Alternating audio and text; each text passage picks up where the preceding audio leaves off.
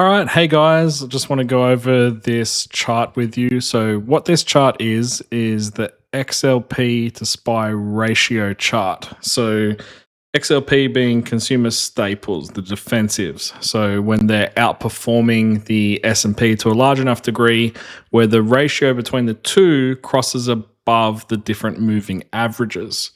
So essentially, what we have here on the orange moving average line that you can see there is the 10-week moving average.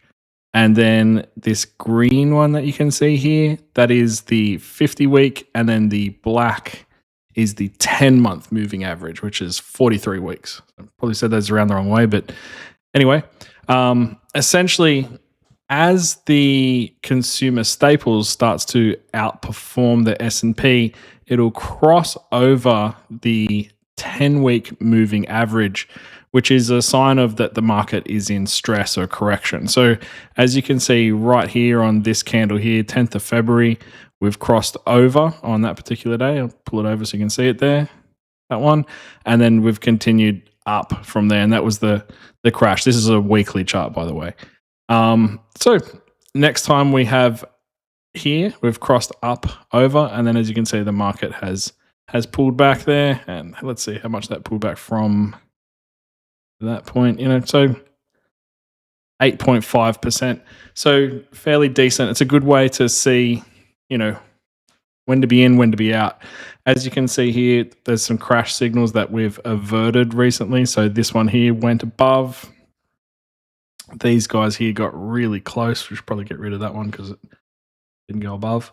But here we've gone above, and right now we are pretty much dead on with it right now. We're slightly above. So post, we can see we're 1154 and the average is 1153. So we're just above it again right now in a correction phase. This chart is highly accurate. I'll go over a couple more so you can see. So here we have the December 21, market top is here, obviously, on 27th of December. And you can see here we've broken out above on the 13th, and then market has obviously rolled over at that point. In terms of what sort of correction that was, you guys obviously would like to know, I assume. We've got a 26% drawdown there. So that obviously doesn't look like a lot on the chart itself, but it is. It was 26%. Next one, we've got the COVID crash. Now, obviously, you can see here we've got a couple of warnings prior, and then we've dipped back under. We've gone back above on that first day, but obviously because the crash happened pretty quickly there. So as you can see there, that was a 34% drawdown.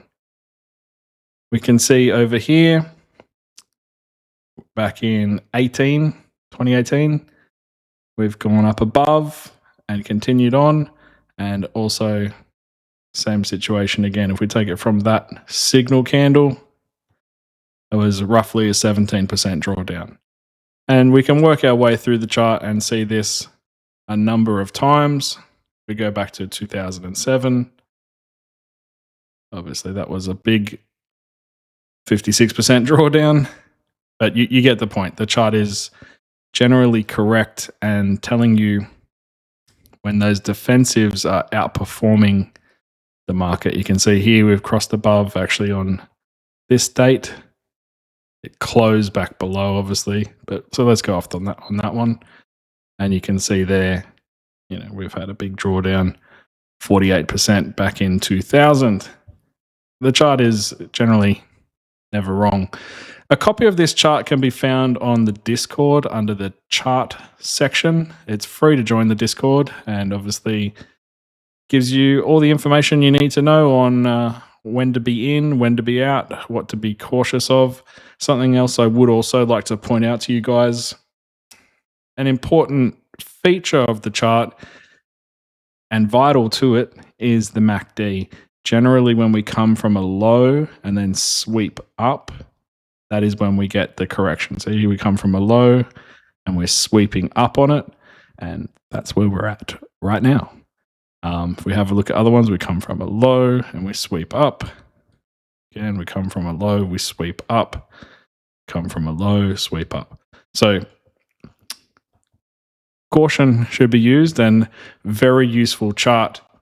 Okay, let's switch over now to the VIX futures chart. This has just come through at 6 p.m.-ish Eastern time, where we've had a downtrend change in the VIX futures. This chart, the upper chart, is the futures, the lower is the S&P. The indicators being shown on here are the trend indicator as well as the buy and sell indicator. So trend being your purple candles, yellow candles for uptrend and downtrend changes, red being in a downtrend, green being in an uptrend, and then you have the buy and sell diamonds as well. So you can see a red diamond here, diamond there, green diamond there, for your buy and sell signals from the indicators that we use. The chart is currently indicating that we should continue down from here. Obviously, it was an update today. This chart, I will say, is correct 90% of the time. So in one of the previous videos, we did cover that off all these different signals, and one of the signals was incorrect out of like 13 or 14 signals. So 90% accurate. Pay close attention to that. All right. Thanks, guys. Bye.